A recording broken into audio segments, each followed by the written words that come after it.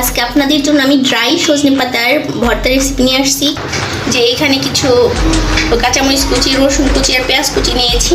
কড়াইটা গরম হয়ে গেছে, তো আমি কিছুটা হালকা পাতাগুলো একটু মুচমুচে করে নিব।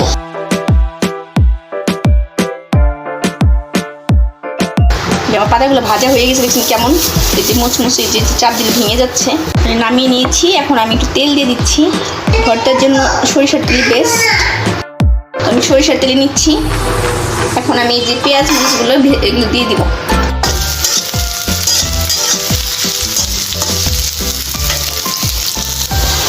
পেঁয়াজ রসুন মরিচ লাল লাল করে ভাজা হয়ে গেছে। হ্যাঁ, এখন আমি নামিয়ে নিব। যে আমি পাতাগুলোকে ভেঙে নিব, একবারে গুঁড়ো হয়ে গেছে। এর থেকে বেশি আর দরকার নেই। তো আমি এই বাটিতে নামিয়ে নিয়েছি।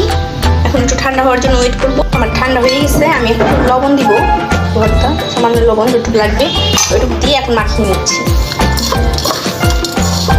আমার ভর্তাটা রেডি। দেখতে দেখছেন কত লোভনীয় লাগতেছে, খেতেও কিন্তু অনেক দুর্দান্ত।